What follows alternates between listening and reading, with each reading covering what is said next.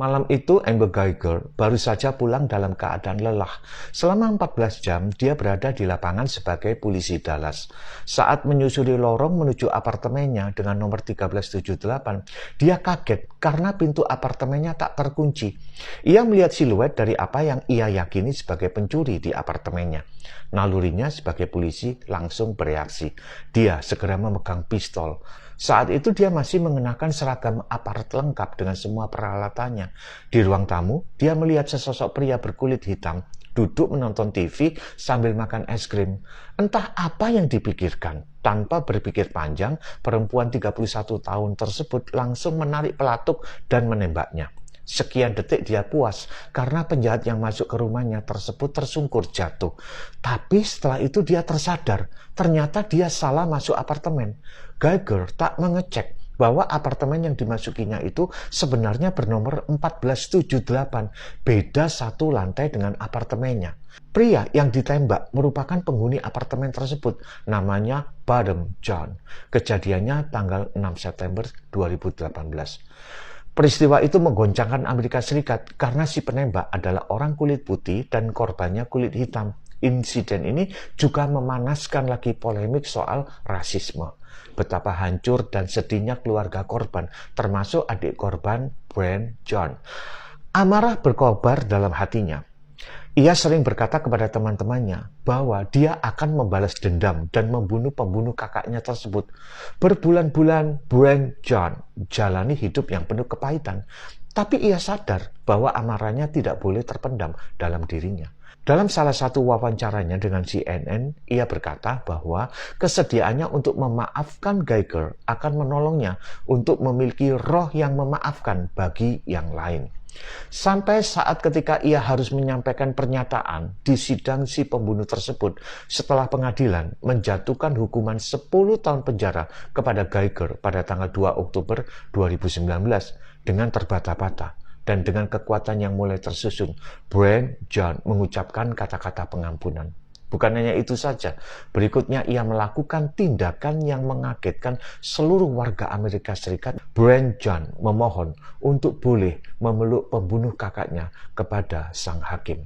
Lihat cuplikan sidang tersebut. I forgive you, and I know if you go to God and ask Him, He will forgive you. But I love you just like anyone else. And I don't even want you to go to jail. I want the best for you. Because I know that's exactly what both of them would want you to do. And the best would be give your life to Christ. I'm not gonna say anything else. Again, I love you as a person, and I don't wish anything bad on you.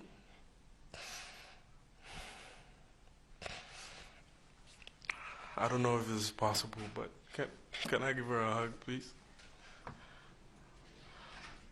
Please? Yes.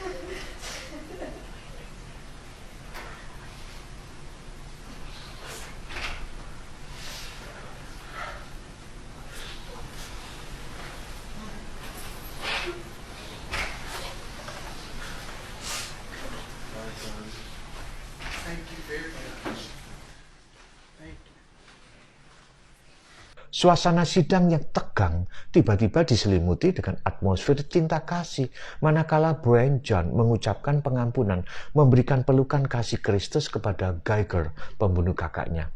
Hampir semua orang terisak di sidang tersebut, tidak terkecuali sang hakim. Bahkan setelah itu, Hakim Tammy Kemp menghampiri Geiger dan menyerahkan sebuah Alkitab. Ia membukakan Yohanes 3 ayat 16 lalu berkata kepadanya, "Kamu hanya perlu iman sebesar biji sesawi. Kamu mulai dengan ini." Setelah itu mereka berpelukan. Hari itu, Amerika Serikat dan kita semua mendapatkan pelajaran yang sangat berharga. Seorang pembunuh yang patut dikutuki 7 turunan, namun menerima kasih yang tak terduga ketika pengampunan dilepaskan. Dan ketika kasih diberikan, orang-orang yang terpuruk dalam dosa dan rasa bersalah diangkat kembali dalam pemulihan. Semoga kita menjadi orang-orang yang melepaskan pengampunan supaya atmosfer di sekitar kita adalah atmosfer cinta kasih. Amin.